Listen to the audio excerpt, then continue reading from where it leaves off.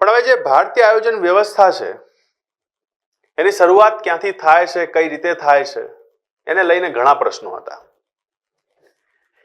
એ પ્રશ્નોનો જવાબ જેમાં હવે આપણે બ્રિટિશ ભારતના અર્થતંત્રથી સમજવાનો પ્રયત્ન કરીશું. આપણા બધાને ખબર છે કે અંગ્રેજો ભારતમાં આવ્યા હતા. અંગ્રેજો ભારતમાં આવીને પોતાનું કામકાજ કરે છે. શરૂઆતમાં વેપાર કરવા માટે આવ્યા અને એના પછી ધીરે ધીરે ભારતને ગુલામ બનાવી દીધો. ભારત ગુલામ બન્યો. ભારતના હસ્તકલાના ઉદ્યોગ, ભારતના વેપાર, ભારતના પરંપરાગત ઉદ્યોગ, ભારતની કૃષિ બધાને સમાપ્ત કરી દેવામાં આવ્યા. અને 150 વર્ષની આખી પ્રોસેસની અંદર ઈસ્ટ ઇન્ડિયા કંપનીએ લગભગ 60% ભારતનો કબજો કરી લીધો. 1857ના વિદ્રોહ પછી એ કબજાનું પરિણામ એ રહ્યું કે બ્રિટિશ શાસનનો કબજો આવી ગયો અને સરવાળે ભારત એક એવો દેશ બની ગયો કે જેનું ખાલી ને ખાલી દોહન અંગ્રેજો કરતા રહ્યા અને ભારતનો ગ્રોથ ખતમ થઈ ગયો. 15મી સદીની અંદર, 14મી સદીની અંદર ભારતને સોને કી ચીડિયા કહેવાતી હતી. કારણ કે ભારત પાસે એટલો રૂપિયો હતો, એટલું સંસાધન હતું. ઇતિહાસકાર લખે છે કે જો આખા વિશ્વની અર્થવ્યવસ્થા 100 રૂપિયા હતી તો એકલા ભારતની અર્થવ્યવસ્થા 23 રૂપિયા હતી. ઇતિહાસકાર લખે છે કે વિશ્વમાં જો 100 રૂપિયાનો વેપાર થાય છે તો એ 100 રૂપિયાના વેપારમાંથી કમસે કમ 30 થી 32 રૂપિયાનો વેપાર ખાલી ઇન્ડિયાનો હતો. ઇન્ટરનેશનલ ટ્રેડ, ઓલ ઓવર વર્લ્ડની જીડીપી, ઓલ ઓવર વર્લ્ડની પર કેપિટા ઇન્કમ, આ બધી જ વસ્તુમાં ભારત બહુ જ અગ્રેસર રહ્યો છે અને 1200 વર્ષ એક ધારું ભારતે શાસન કર્યું છે. પણ એના પછી ધીરે ધીરે જે ડિક્લાઇન થવા લાગ્યું, વિદેશી હુમલાઓ થવા લાગ્યા અને વિદેશની જાતિઓ જે ભારતમાં આવીને વસી ગઈ, એના પરિણામ સ્વરૂપ ભારતની પરિસ્થિતિઓમાં ભારે ભરખમ બદલાવ આવી ગયો. જેમાં બ્રિટિશ શાસનની અંદર ભારતની જે વ્યવસ્થા હતી એકંદરે ઘણું નુકસાન કરતી ગઈ.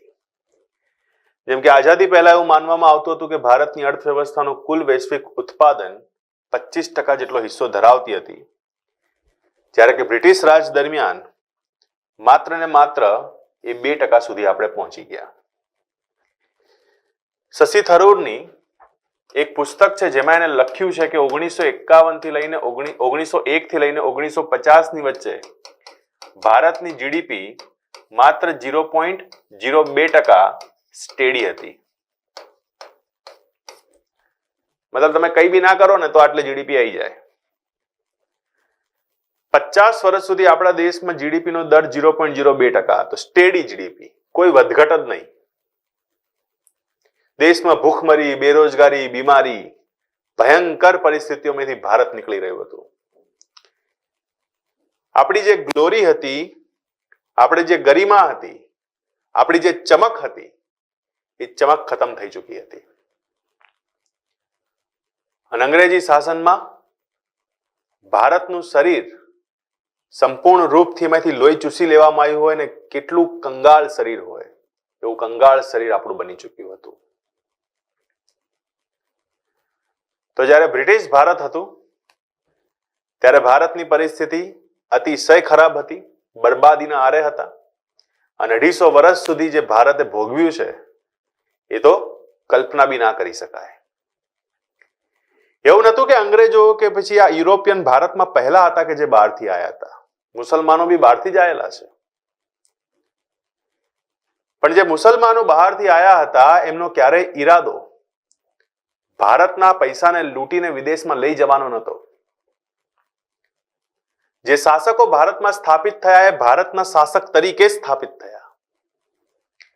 જે શાસકો ભારતમાં આયા એ શાસકોએ ભારતને ભારત માન્યું અને ભારતના રૂપિયાને ભારતમાં જ ખર્ચો કર્યો, એની ઉન્નતિ માટે ખર્ચો કર્યો. પણ અંગ્રેજો એકમાત્ર એવા હતા કે જેમની વફાદારી અલગ જગ્યા પર હતી. એ બહુ ઈરાદા સાથે આયા હતા કે ભારતમાં આપણે કરવાનું શું છે અને ઈરાદા એમને પૂર્ણ રૂપથી પૂરા કર્યા. કારણ કે વફાદારી હતી બ્રિટિશ મહારાણીની અને અહીંયા કોઈ શાસકના નીચે નતા આયા એ અહીંયા આયા હતા માત્ર ને માત્ર વેપાર કરવા માટે, અને વેપારથી રાજનીતિના રસ્તા ખુલ્યા, અને એ રાજનીતિ એ ભારતને બરબાદીના આરે લઈ ગયો. તો આ બધી જે સમસ્યાઓ હતી, આ બધા જે સવાલો હતા, એ જ સમય હતો કે જ્યારે ભારતમાં ઉદ્યોગો, પરંપરાગત હસ્તકલાના ઉદ્યોગો, વેપાર કે પછી કૃષિ બધું જ ખતમ થઈ ચૂક્યું હતું. દેશમાં બેરોજગારી, બીમારી, આ બધી સમસ્યાઓ મોટા ભાગે ઊભી થઈ ચૂકી હતી, અને આઝાદ ભારત કાંટાનો તાજ હતો, જે પહેરે એના માથામાંથી લોહી નીકળે એ સ્વાભાવિક હતું. તો બ્રિટિશ રાજનું આ ભારત છે, અને ભારતની અર્થવ્યવસ્થા સંપૂર્ણ રૂપથી આપણે સમાપ્ત માનીએ છીએ. આ જ સ્થિતિ એવી હતી કે જ્યારે ભારતની અંદર અમુક જે બૌદ્ધિક વર્ગ હતો, અમુક જે શક્તિશાળી વર્ગ હતો, તે લોકો આ બધું સમજતા હતા. જેમાંથી એક હતા દાદાભાઈ નવરોજજી. અને દાદાભાઈ નવરોજજી એક પુસ્તક લખ્યું હતું, poverty and unBritish rule in India. આ પુસ્તકની અંદર એમને એવું દર્શાવ્યું છે કે આ ધન બહિર્ગમન કઈ રીતે કામ કરી રહ્યું છે, કઈ રીતે ભારતનો માલ સામાન બીજા દેશમાં વેચી દેવામાં આવે છે, અને એના બદલામાં અંગ્રેજો રૂપિયા કમાઈ રહ્યા છે. કઈ રીતે કાચા માલને ભારતમાં પટકી દેવામાં આવે છે, અને એ કાચા માલને લઈ જઈને એના પછી પાકો માલ કરીને એ જ વસ્તુને બહુ મોંઘી કિંમતમાં વેચવામાં આવી રહી છે. ટેકનિકલી અંગ્રેજોએ આખી એક એવી વ્યવસ્થા ઊભી કરી કે જેની અંદર ભારતીય રાજસ્વ એટલે કે ભારતમાંથી ટેક્સ કલેક્ટ કરવો, એ ટેક્સમાંથી કાચો માલ ખરીદવો, એ કાચા માલને બ્રિટનમાં પાકો માલ કરવા માટે મોકલવો, અને એ પાકા માલને પાછો ભારતમાં જ વેચવો, અને એ પાકા માલ વેચીને જે રૂપિયા આવે છે એ રૂપિયાને એના પછી પાછા બ્રિટન મોકલી દેવા. અને હંમેશા વેપાર બે તરફી હોય, જેમાં તમે આપો તો કોઈ તમને સામે આપે. આ કેવો વેપાર થયો કે રૂપિયો બી અહીંયાનો, કાચો માલ બી અહીંયાનો, પાકો માલ બી અહીંયા જ વેચવાનો, ખાલી ને ખાલી નફો જ લઈ જવાનો. અને નફો લઈ જવાનો એવું નહીં કે નફાનું રોકાણ ભારતમાં કરો. બહુ વિસ્તારપૂર્વક દાદાભાઈ નવરોજજીએ આ પુસ્તકની અંદર આ વિષયને સમજાયો છે. 3 કઠિયા જે ખેડૂત પદ્ધતિ હતી એને ખેડૂતોને બરબાદ કરી નાખ્યા. કારણ કે ખેતરમાં કઈ વસ્તુનું ઉત્પાદન કરવું તે અંગ્રેજો નક્કી કરશે, પોતે નક્કી નહીં કરે, ખેડૂત પોતે નક્કી નહીં કરે, અને જો નુકસાન થાય તો એ નુકસાન બી ખેડૂતોએ ભોગવવાનું, અંગ્રેજો નહીં ભોગવે. આ જમીન ઘઉં માટે ઉપયુક્ત છે તો ઘઉં ઉગાડવા જોઈએ, પણ એ જમીનમાં જ્યારે તમે નીલ ઉગાડવાનું શરૂ કરો તો જમીનની બરબાદી બોલાઈ જાય. અને અંગ્રેજો આવી કેટલીય જમીનોની બરબાદી બોલી દીધી, કારણ કે પોતાના લાભ માટે વસ્તુ ઉગાડવાનો પ્રયત્ન કરતા હતા. અમુક પાક એવા હોય કે જેને એકવાર ઉગાડ્યા પછી જમીનને 1-1 વર્ષ માટે છોડી દેવી પડે, અને એ પરિસ્થિતિની અંદર ખેડૂતોના બેહાલ થઈ ગયા, ખેડૂતો બરબાદ થઈ ગયા. તો આ જે 3 કઠિયા પદ્ધતિ હતી, એ 3 કઠિયા પદ્ધતિએ ખાસ કરીને ભારતીય અર્થવ્યવસ્થામાં જે કૃષિ પદ્ધતિની વ્યવસ્થાઓ હતી એને તો કમસે કમ ખતમ કરી નાખી હતી. આજે આપણા દેશના ખેડૂતો જે આટલા તમને ગરીબ દેખાય છે, જે આટલી સમસ્યાઓ છે એમની સાથે, એ દેખાવા પાછળનું કારણ એ છે મિત્રો કે આ જે ડેમેજ થયું છે ને, ડેમેજને હજી સુધી આપણે ક્યાંક ને ક્યાંક ના તો કંટ્રોલ કરી શક્યા છે, અને ના તો આ ડેમેજને હજી સુધી પૂરું કરી શક્યા છીએ. એટલું ભયંકર ડેમેજ અત્યાર સુધી આપણને પહોંચ્યું છે આ આખી પદ્ધતિની અંદર, આખી વ્યવસ્થાની અંદર. તો બ્રિટિશ ભારતની અંદર આયોજન નામની તો વસ્તુ હતી નહીં, પણ બ્રિટિશ ભારતની અંદર જે વ્યવસ્થા હતી, વ્યવસ્થા કંઈક આવી હતી. પણ તેમ છતાંય આપણા દેશની અંદર અમુક વિચારકો એવા હતા, અમુક લોકો એવા હતા કે જેમને આ પરિસ્થિતિને સમજીને એનાથી સંબંધિત પુસ્તકો બી લખી હતી. અંગ્રેજોને કીધું પણ હતું કે તમે જે કરી રહ્યા છો એ ખોટું કરી રહ્યા છો, આ યોગ્ય નથી, અને સાથેની સાથે કેટલા એવા મુદ્દાઓને ઉજાગર કરવાનો પણ પ્રયત્ન કર્યો હતો. તો અનબ્રિટિશ રૂલ અને જે પોવર્ટી નામની જે બુક હતી, એ બુકની અંદર સંપૂર્ણ વ્યવસ્થાને આ રીતે સમજાવવામાં આવી હતી કે અંગ્રેજો દ્વારા ભારતની અર્થવ્યવસ્થાને બ્રિટનની અર્થવ્યવસ્થા માટે કાચો માલ પૂરી પાડતી પૂરક અર્થવ્યવસ્થા તરીકે વિકસાવવામાં આવી, જેમાં બ્રિટનમાં બનેલા ઉત્પાદનને અહીં વેચીને તગડો નફો બ્રિટન લઈ જવામાં આવતો હતો. મેં તમને આખી જે પદ્ધતિ સમજાઈ, એ ટેક્સ ભારતમાંથી કલેક્ટ કરવાનો, એ ટેક્સમાંથી કાચો માલ ખરીદવાનો, એ કાચા માલને પછી બ્રિટેન મોકલવાનો, એનો પાકો માલ તૈયાર કરવાનો, એ પાકો માલ પાછો ભારતીય બજારમાં ઉતારવાનો, એમાંથી નફો કમાવાનો અને એ નફો પાછો બ્રિટેન મોકલવાનો. આ આખી પદ્ધતિ એમની ચાલતી હતી, જેમાં એમનો 1 રૂપિયો રોકાયેલો નતો, બધું જ આપણું હતું. તમે કોઈ દુકાન પર જાઓ ને દુકાન પર જઈને દુકાનદારના ગલ્લામાંથી 10 રૂપિયા લઈને પછી જ એ 10 રૂપિયાને પાછા આપીને એમ કહો કે બિસ્કિટ આપો, તો આ કેવો વેપાર થયો? એવો વેપાર ભારત ચાલતો હતો. તે સમયની આર્થિક સામાજિક પરિસ્થિતિ એ હતી કે ભારતમાં નિરક્ષરોની સંખ્યા 17%, ભારતમાં નિરક્ષરોની સંખ્યા બહુ મોટી હતી અને સાક્ષરતા દર માત્ર ને માત્ર ખાલી 17% હતું. મતલબ કે ભારતમાં એવરેજ 83% નિરક્ષર હતા. એક બીજો ડેટા છે જે 1951 એવું દર્શાવે છે કે 92% જેટલા નિરક્ષરો રહ્યા છે. એટલે એવરેજ તમે પકડીને ચાલી શકો છો કે 85 થી 90% વચ્ચે ભારતમાં એ સમયમાં અભણ લોકોની સંખ્યા હતી કે જેને ભણવા વાંચવા કરવાનું કોઈ જ્ઞાન હતું નહીં. સરેરાશ આયુષ્ય માત્ર 32.5 વર્ષ હતું. આજની તારીખમાં આ જ સરેરાશ આયુષ્ય તમારું 67.5 વર્ષ થઈ ગયું છે 75 વર્ષની અંદર. તો 75 વર્ષોમાં લગભગ આપણે ડબલ આયુષ્ય અત્યારે હાલની તારીખમાં એક્સપેક્ટ કરી શકીએ છીએ. અને માથાદીઠ વાર્ષિક આવક માત્ર 39.5 રૂપિયા હતી. 1951 નો એક ડેટા જેમાં આપણને કહેવામાં આવ્યું છે કે 65 રૂપિયા આપણી આવક હતી. પણ આવક 40 રૂપિયા હોય કે 65 રૂપિયા હોય, મૂળ વસ્તુ એ છે કે આવક ઘણી નિમ્ન છે અને નિમ્ન આવકને કોઈ બી હિસાબે એક્સપેક્ટ કરી શકાય નહીં. તો આ સ્થિતિ હતી કે જેની અંદર ભારતમાં જે અંગ્રેજી શાસન આવ્યું એ અંગ્રેજી શાસનની હાલત અને અંગ્રેજી શાસનના સમયમાં ભારતીયોની પોતાની હાલત. પણ ક્યાંક ને ક્યાંક આ બધા સમયકાળમાં એવા લોકો બી આયા કે જેને ભારતને દશા દિશા દેખાડી. ભલે એ દશા દિશા અંગ્રેજોને દેખાડી હતી, પણ અંગ્રેજોની એ દશા દિશા આપણને કામ લાગી છે, એમાં આપણે કઈ ખોટું માની શકીએ નહીં, ખોટું કહી શકીએ નહીં. જેમ કે આઝાદી પહેલાની શરૂઆતમાં જયારે આપણે આયોજનની વ્યવસ્થા શરૂ કરી, કારણ કે આપણે 1947 કે 1950 તો ના વિચારી શકીએ કે હવે શું કરશું. એટલે આઝાદી પહેલા જ આ બધી વસ્તુઓની શરૂઆત થઈ ચૂકી હતી. ભલે એ અંગ્રેજોના માધ્યમથી જ થઈ હતી, પણ થઈ ગઈ હતી.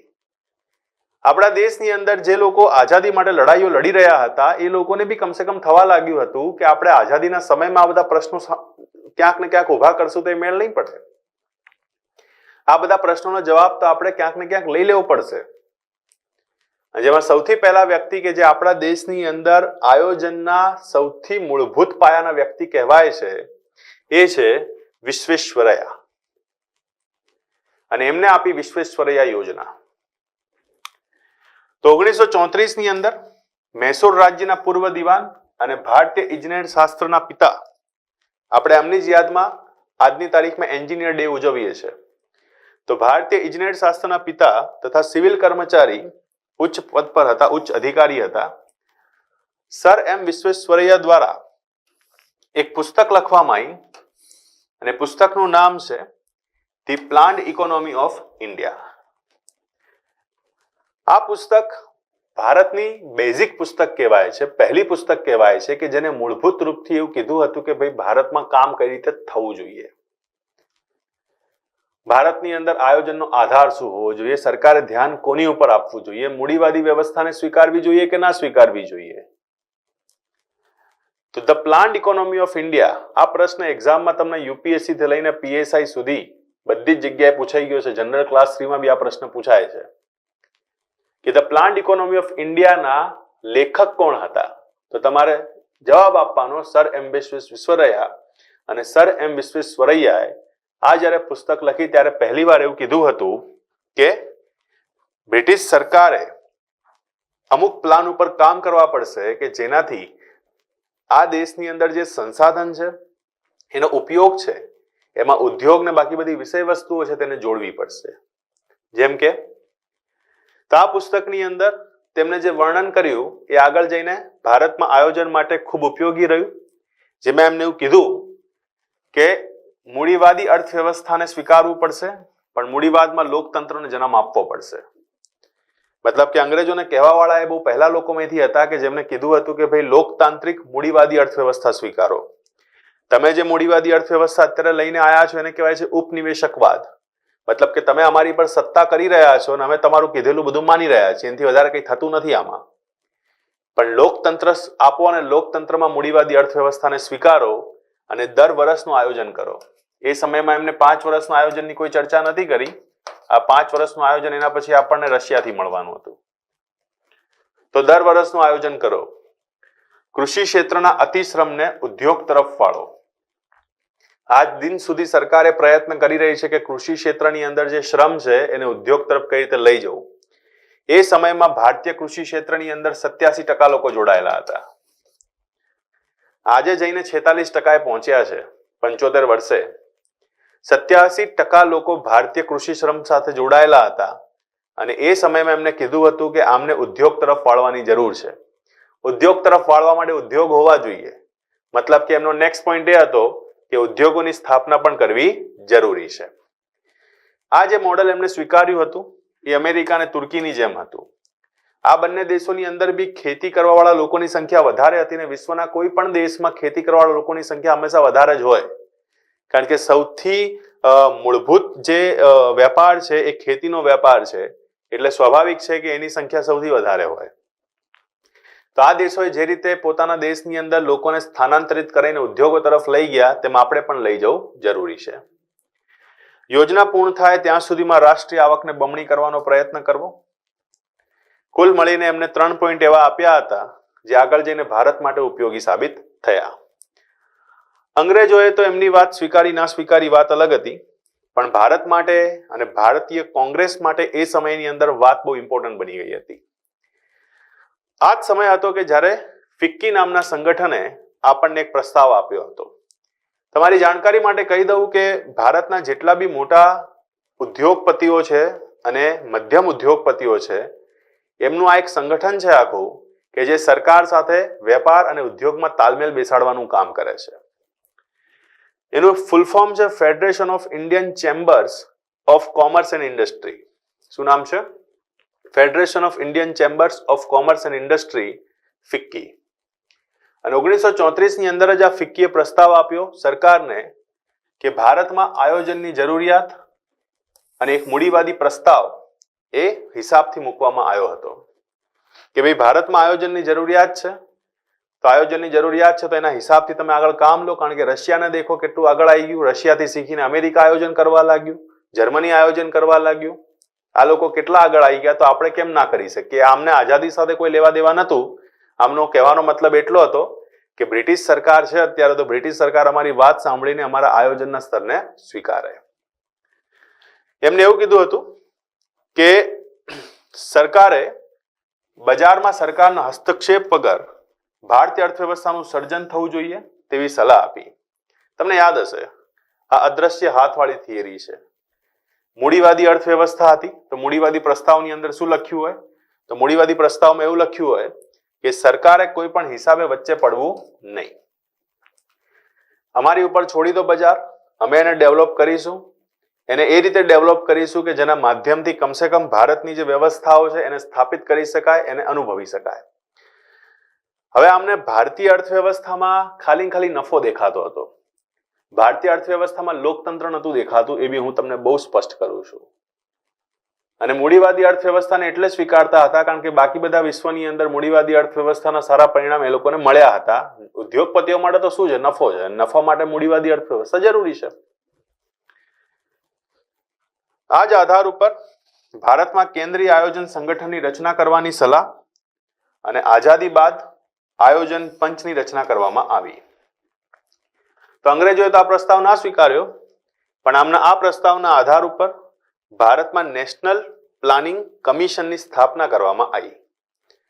તો રાષ્ટ્રીય આયોજન પરિષદની સ્થાપનાનો મુખ્ય આધાર ફિક્કી પ્રપોઝલ કહેવાય છે. ફિક્કી પ્રપોઝલની અંદર ઘણી બધી વસ્તુ એવી હતી કે જે ખૂટતી હતી, મતલબ પૂરી નથી, પણ તેમ છતાંય ફિક્કી પ્રપોઝલ એક મુખ્ય મુદ્દો બની ગયો હતો. હવે આ સંદર્ભની અંદર હવે વિશ્વેશ્વરૈયાની થિયરી આવી ગઈ, ફિક્કી પ્રપોઝલ આવી ગયું, અને એના પછી ભારતીય કોંગ્રેસે પોતાના સ્તર ઉપર કોંગ્રેસ યોજનાને લોન્ચ કરી. આ કોંગ્રેસ યોજના જે 1938 ની અંદર ખાસ કરીને એક સંમેલન ભરવામાં આવ્યું હતું. તમને યાદ હશે કે 1937 માં ભારતમાં ઇલેક્શન થયા હતા અને આ ઇલેક્શનની અંદર 11 રાજ્યોમાંથી 9 રાજ્યોમાં કોંગ્રેસ જીતી હતી.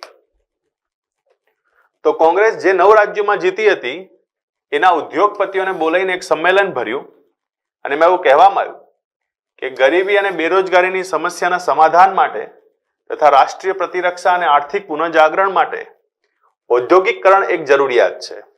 એટલે કોંગ્રેસનો જે મુદ્દો હતો એ મુદ્દો નફાનો નહોતો. કોંગ્રેસનો મુદ્દો હતો કે ભાઈ ગરીબી, બેરોજગારી, નેશનલ ડિફેન્સ અને ઇકોનોમિકલ રેનેસા એટલે કે આર્થિક પુનઃજાગરણ, લોકોને આવકના સ્ત્રોત મળી રહે એના માટે ઔદ્યોગિકકરણ બહુ જરૂરી છે અને ઔદ્યોગિકકરણ માટે રાષ્ટ્રીય નિયોજન બહુ જરૂરી છે. એટલે આ રીતે કોંગ્રેસે મૂળ રૂપથી સમાજ કલ્યાણના ભાવના આધાર ઉપર રાષ્ટ્રીય નિયોજનની પેરવી કરી અને રાષ્ટ્રીય નિયોજનની ચર્ચા શરૂ કરી.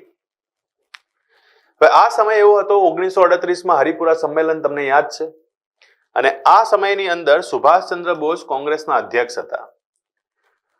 કોંગ્રેસના અધ્યક્ષ તરીકે સુભાષચંદ્ર બોઝે પંડિત જવાહરલાલ નહેરુને એવું કીધું કે ભાઈ તમે એક રાષ્ટ્રીય આયોજન સમિતિનું નિર્માણ કરો. તમે એક રાષ્ટ્રીય આયોજન સમિતિનું નિર્માણ કરો જેના તમે અધ્યક્ષ બનો અને તેના આધાર ઉપર આર્થિક વિકાસ માટે વિસ્તૃત યોજના બનાવવાનું શરૂ કરો. તો રાષ્ટ્રીય આયોજન સમિતિની અધ્યક્ષતા પંડિત જવાહરલાલ નહેરુએ કરી અને આર્થિક વિકાસ માટે શું કામ કરી શકાય એના યોજનાગત આધારને ડેવલપ કરવાની ચર્ચા શરૂ થઈ. હવે બીજા વિશ્વયુદ્ધની શરૂઆતમાં આ જ સમયની અંદર ભારત છોડો આંદોલન શરૂ થઈ ગયું. બધા જેલમાં જતા રહ્યા એટલે રાષ્ટ્રીય આયોજન સમિતિ જે હતી એનું કામકાજ અટકી ગયું.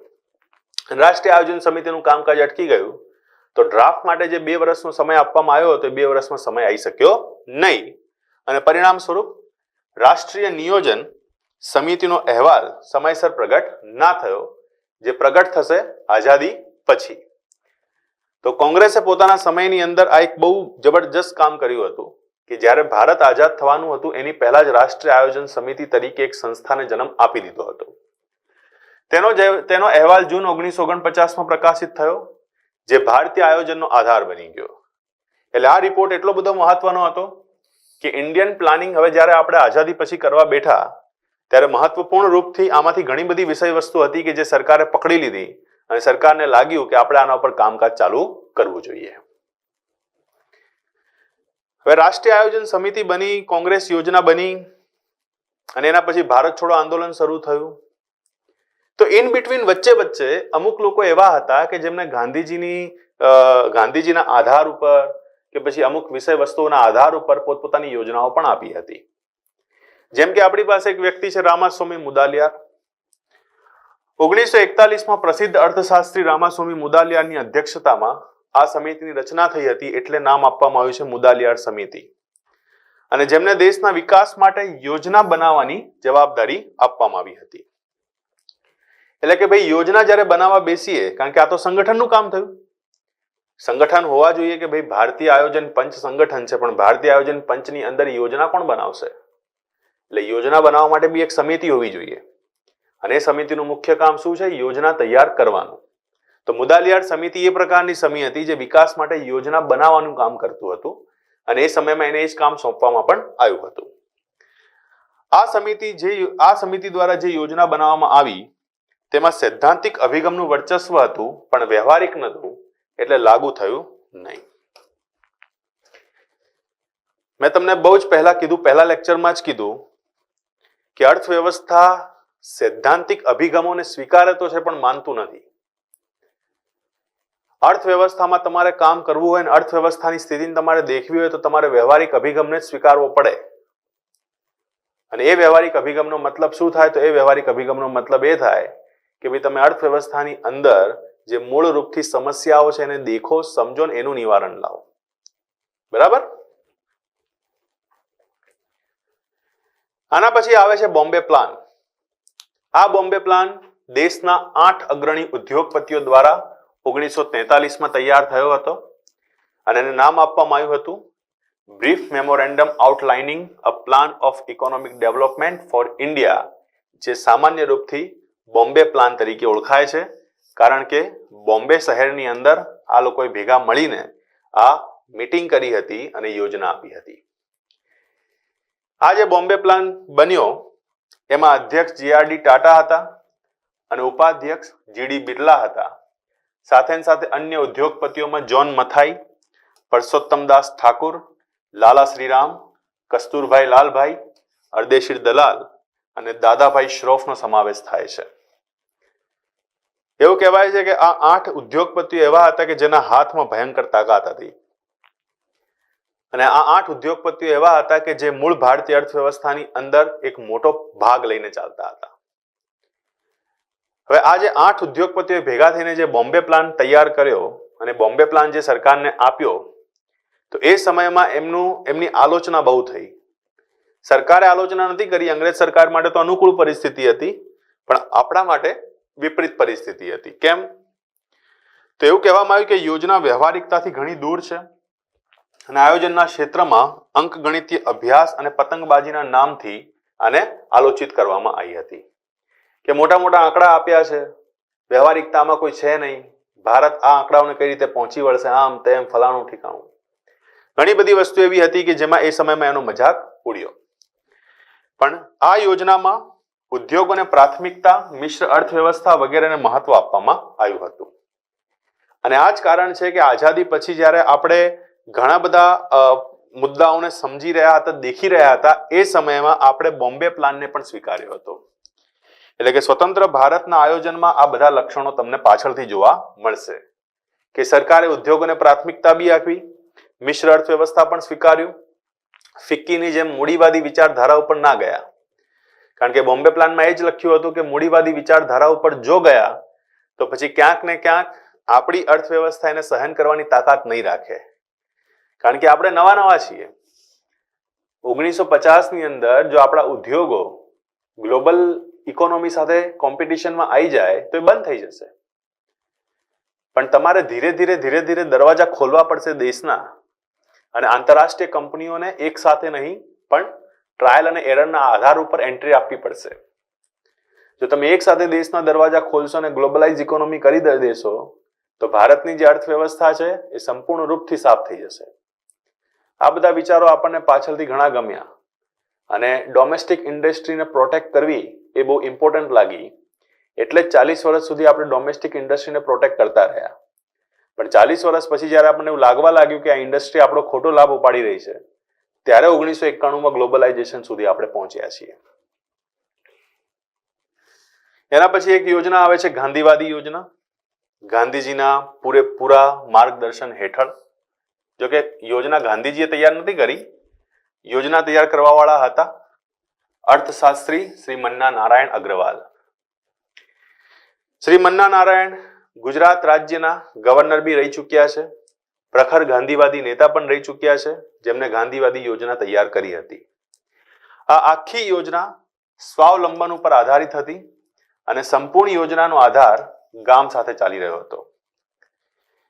હવે દેશ ભારત કે જેમાં ગામોની સંખ્યા સૌથી વધુ છે, પણ એનો મતલબ એવો બી નથી કે ખાલી ગામો ઉપર જ ફોકસ કરવો પડે. સમજો, ગાંધી એવું કહેતા હતા કે ભારતને જો તમારે વિકસિત બનાવવો છે તો ગામોને તમારે વિકસિત કરવા પડશે. ચોક્કસ વાત છે, એક ટકો બી આનાથી હું ક્યાંક ને ક્યાંક સહમત ના હોઉં એવું નથી. પણ ગામોને વિકસિત કરવાની સાથે ઉદ્યોગોને, સેવાઓને પણ તમારે વિકસિત કરવી પડશે. મન્ના નારાયણની આખી આ યોજનાની અંદર આ બધી વસ્તુનો બહુ મોટો અભાવ હતો. જેમ કે આ યોજના દ્વારા સ્વાવલંબી ગામની સાથે વિકેન્દ્રીકૃત આર્થિક માળખાની સ્થાપનાના સંકલ્પ સાથે કૃષિ પછી જો કોઈ ઉદ્યોગ મહત્વ રાખતો હતો તો એ હતો કુટીર તેમજ ગ્રામ સ્તરનો ઉદ્યોગ.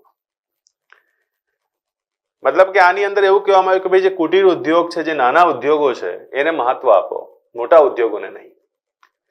મોટા ઉદ્યોગોને મહત્વ જ નહીં આપો તો તમારા દેશમાં આજે હેવી જે કાચો માલ છે, જે ઇન્ડેક્સ ઓફ ઇન્ડસ્ટ્રીયલ પ્રોડક્શન મેં તમને સમજાવ્યું હતું, એ કઈ રીતે ઉત્પાદન થશે? કોની તાકાત છે સિમેન્ટ બનાવવાની, કાચા લોખંડમાંથી પાકું લોખંડ બનાવવાની, વીજળી બનાવવાની કોની તાકાત છે? અને અલ્ટિમેટલી કુટીર ઉદ્યોગ હોય કે કોઈ બી ઉદ્યોગ હોય એને વસ્તુ જોઈશે જ. એટલે દૂરદર્શિતાનો બહુ ભારે અભાવ હતો. ગાંધીજીની સંપૂર્ણ વિચારધારા ઉપર આધારિત હતું અને ગાંધીના ગ્રામ સ્વરાજ નિયમો પર આ લખવામાં આવ્યું હતું. એમાં કોઈ ખોટું નહોતું. પણ વ્યવહારિકતાની દ્રષ્ટિએ જોઈએ તો ગાંધી બી ક્યાંક ને ક્યાંક કોઈ ને કોઈ જગ્યા ઉપર વ્યવહારિકતામાં તો થોડા કાચા પડી જતા હતા. જેમ કે મશીનનો ઉપયોગ નહીં કરવો, ખાલી માનવનો ઉપયોગ કરવો, એમને હિન્દ સ્વરાજમાં લખ્યું છે. પણ માનવે બધા કામ ના કરી શકે જે મશીન કરી શકે, એ સ્વાભાવિક બી છે. હવે તમે ખાલી મશીનનો જ ઉપયોગ, ખાલી માનવનો જ ઉપયોગ કરી રાખો તો તમારી પ્રોડક્શન ના વધે, એમાં ફિનિશિંગ ના આવે, એક સારામાં સારી ક્વોલિટી ગુડ્સ તૈયાર ના થાય, આંતરરાષ્ટ્રીય સ્તર ઉપર એક્સપોર્ટ ઇમ્પોર્ટનો ધંધો ના થાય. તમે કઈ રીતે કામ કરી શકો? માણસની ક્ષમતા છે, મશીનની નથી. મશીનમાં તો તમે જેટલું ઉમેરતા જશો એટલું કામ કરતો જ જશે. તો ગાંધીજીના સ્થાનિક સ્વરાજ તથા સ્વાવલંબનની આખી પ્રક્રિયા ઉપર આ યોજના હતી. 73માં અને 74માં સુધારાની અંદર આપણે આ વસ્તુઓને માન આપ્યું છે, એમાં બી ખોટું નથી. પણ આ યોજનાના આધાર ઉપર દેશમાં આર્થિક સ્થિતિની યોજનાઓ તૈયાર કરવી એ અઘરી હતી. એટલે ચોક્કસ ગાંધીવાદી યોજના પંચાયતી રાજની અંદર એક મહત્વપૂર્ણ વિષય હતો.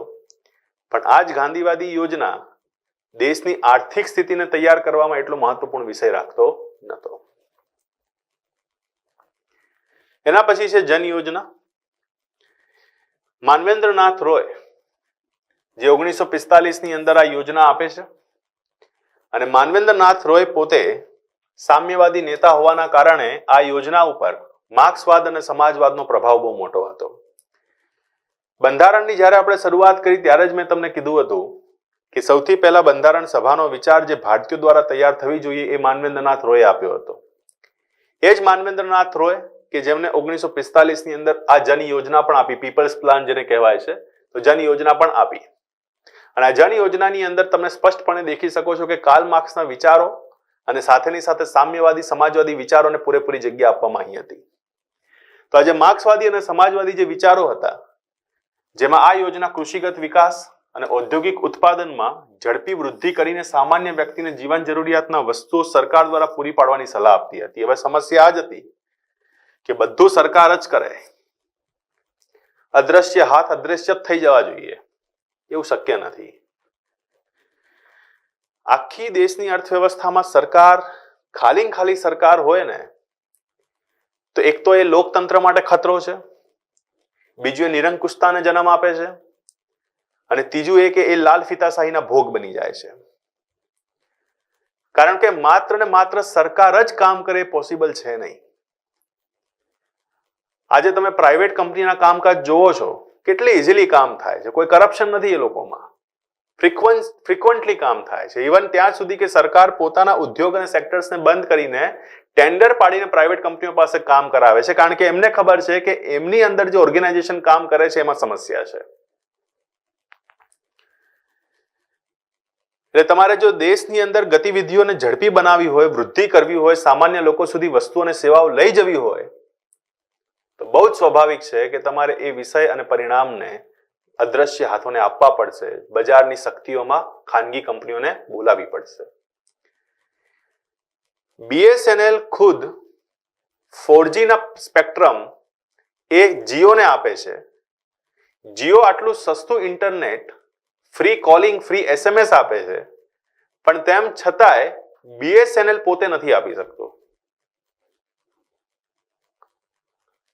હવે આ વેપારમાં ઇનએફિશિયન્સી છે કે પોલિસીનો એમનો ભાગ નથી, કઈ બી હોઈ શકે છે.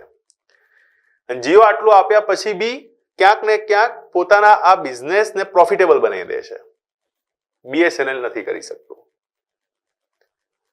તો જન યોજના એટલા માટે થોડી વિચિત્ર યોજના બની ગઈ હતી, પણ એવું નતું કે આપણે આ યોજનાને પૂરેપૂરી નકારી દીધી છે.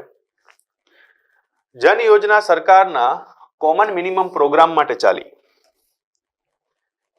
કોમન મિનિમમ પ્રોગ્રામનો મતલબ એવો હોય કે બજારની અંદર સરકાર શું કરશે અને બજારની અંદર ખાનગી કંપનીઓ શું કરશે. સરકાર કલ્યાણનું કામ કરશે, ખાનગી કંપનીઓને રાહત આપશે, ખાનગી કંપનીઓ ઉત્પાદન કરશે, સરકારને ટેક્સના આવકનો ભાગ બનશે. આ રીતે આખી વ્યવસ્થાને શરૂ કરવામાં આવી. તો જન યોજનાનો એક ભાગ આપણે ચોક્કસ લીધો અને હજી સુધી એ ભાગ આપણા માટે ઇમ્પોર્ટન્ટ છે, ચાલી રહ્યો છે. એના પછી છે સર્વોદય યોજના. તો જાન્યુઆરી 1950 જયપ્રકાશ નારાયણે વિનોબા ભાવેથી પ્રેરિત થઈને આ સર્વોદય યોજનાને લોન્ચ કરી હતી. વિનોબા ભાવે જે ભૂદાન માટે બહુ પ્રખ્યાત થયા છે, એક બહુ મહાન વ્યક્તિત્વ ભારતનું છે અને એમના કારણે કેટલાય એવા જમીનદારોએ પોતાની જમીનોને દાન કરીને સીમાંત ખેડૂતોને સોંપી હતી. શિક્ષણની પ્રણાલીની અંદર બી વિનોબા ભાવેનું જે યોગદાન છે એ આપણે કહીએ નતમસ્તક છીએ એની સામે, કે એ સમયમાં બાળકીઓના શિક્ષણ માટે બી એમને કેટલું કામ કર્યું હતું. તો એ જ વિનોબા ભાવેના આ યોગદાનથી પ્રેરિત થઈને જયપ્રકાશ નારાયણે સર્વોદય યોજના આપી, જેમાં કૃષિ સાથે ઉદ્યોગને મહત્વ આપવામાં આવ્યું તથા વિદેશી ટેકનોલોજીને જાકારો આપવાની સલાહ આપવામાં આવી અને જમીન સુધારણા કાર્યક્રમ અને વિકેન્દ્રીકૃત આયોજન પર ભાર મૂકવામાં આવ્યું. બહુ જ વ્યવસ્થિત યોજના હતી કે કૃષિ બી ઇમ્પોર્ટન્ટ છે, ઉદ્યોગ બી ઇમ્પોર્ટન્ટ છે. વિદેશી ટેકનોલોજીને એડોપ્ટ ના કરો, પણ વિદેશી ટેકનોલોજીની જગ્યાએ સ્વદેશી ટેકનોલોજી બનાવો. મતલબ કે આપણા પોતાના દેશની ટેકનોલોજી બનાવો. આત્મનિર્ભર ભારત છે ને મુદ્દો. જમીન સુધારણા કાર્યક્રમ જે 1950 જમીન સંપાદન તરીકે બી ઓળખાયો, જમીન સુધારણા તરીકે બી ઓળખાયો, ગણોત્યા ધારા તરીકે બી ઓળખાયો, ખેડેતીની જમીન તરીકે બી ઓળખાયો. તો જમીન સુધારણા કાર્યક્રમ અને વિકેન્દ્રીકૃત યોજના, મતલબ કે બધું જ કેન્દ્ર સરકાર હેન્ડલ ના કરે, પણ કેન્દ્રથી રાજ્યમાં, રાજ્યથી જિલ્લામાં, જિલ્લાથી તાલુકામાં, તાલુકાથી ગ્રામમાં આ યોજના જવી જોઈએ. કારણ કે તમે ઉપર બેઠા છો દિલ્હીમાં અને દિલ્હીમાં તમારી આંખો ત્યાં સુધી જ દેખે છે કે જ્યાં સુધી તમારું ઘર છે. ગામના વ્યક્તિને શું જોઈએ છે તમને શું ખબર? એટલે કે વિકેન્દ્રીકૃત યોજના ડેવલપ કરો. આ યોજનાની અમુક સલાહોને અમલ શરૂઆતથી પંચવર્ષીય યોજનામાં કરવામાં આવ્યો. પ્રથમ પંચવર્ષીય યોજના, બીજી પંચવર્ષીય યોજના, ત્રીજી અને ચોથી પંચવર્ષીય યોજના સુધી સર્વોદય પ્લાનનો પોતાની ઇમ્પેક્ટ હતી, પોતાનો પ્રભાવ હતો. એના પછી જેમ જેમ આપણે થોડા આગળ વધવા લાગ્યા તેમ તેમ આ જે ઉદ્દેશ્યો હતા, આ જે માપદંડો હતા એ આપણા માટે થોડા અંશે અવૈજ્ઞાનિક બનતા ગયા, બિનઉપયોગી બનતા ગયા અને પછી આપણે એને છોડી દીધું. હવે જે આયોજનના સ્તર હતા એને આ રીતે સ્વીકારવામાં આવ્યા હતા કે પ્રથમ સ્તર કેન્દ્રીય આયોજન, જેમાં પંચવર્ષીય યોજનાઓ, 20 સૂત્રીય કાર્યક્રમો અને સંસદ સભ્ય સ્થાનિક ક્ષેત્ર વિકાસ કાર્યક્રમો. એટલે કે દર વર્ષે સંસદ સભ્યોને અમુક રૂપિયા આપવામાં આવશે જે પોતાના સ્થાનિક વિકાસ માટે કામ કરશે જ્યાંથી આવી રહ્યા છે. કેન્દ્રીય આયોજન પછી રાજ્ય દ્વારા આયોજન, રાજ્ય પછી જિલ્લા દ્વારા આયોજન, જિલ્લા પછી તાલુકા દ્વારા આયોજન, તાલુકા પછી સ્થાનિક સ્તર ઉપર આયોજન. એટલે કે કુલ મળીને 15 માર્ચ 1950 ના રોજ જ્યારે આપણે ભારતની અંદર આયોજન પંચની શરૂઆત કરી, એની સ્થાપના કરી, એ સમયમાં આયોજન સ્તરના જે વિચારો હતા, આયોજનના જે સ્તરો હતા એ આટલા ડેવલપ થયા હતા. જેમાં સૌથી પ્રમુખમાં પ્રમુખ કેન્દ્રીય સ્તર હતું અને સૌથી નીચામાં નીચું સ્થાનિક સ્તર હતું, જે 5મું સ્તર હતું. પણ જનરલી મારું માનવું એવું છે કે જ્યાં સુધી મેં આ બધી વસ્તુને વાંચી છે, સ્થાનિક સ્તર ઉપર કોઈ ખાસ મોટા નિર્ણય ક્યારે લેવાયા નથી. અને તાલુકા બી એવા હતા કે જેની ઉપર ખાલી ને ખાલી જિલ્લાનો પ્રભાવ હતો. એટલે હંમેશા ચોથું અને 5મું સ્તર બહુ અપ્રભાવી રહ્યું છે, જ્યારે કે કેન્દ્રીય, રાજ્ય અને જિલ્લા સ્તર ઉપર જ સૌથી વધુ કામ થયું છે. કારણ કે કલેક્ટર એકવાર એ વસ્તુને પાસ ઓન કરે એટલે આગળ પછી કોઈ વસ્તુ વિચારવાની રહેતી નથી. તો આ છે મિત્રો ભારતમાં આયોજનનો શરૂઆતનો ઇતિહાસ. આયોજનના શરૂઆતના ઇતિહાસ પછી હવે આપણે આગળ એ સમજીશું કે ભારતમાં આયોજન પંચની સ્થાપના કઈ રીતે થાય છે અને એની સહાયક સંસ્થાઓનો જન્મ કઈ રીતે થાય છે. Thank you so much.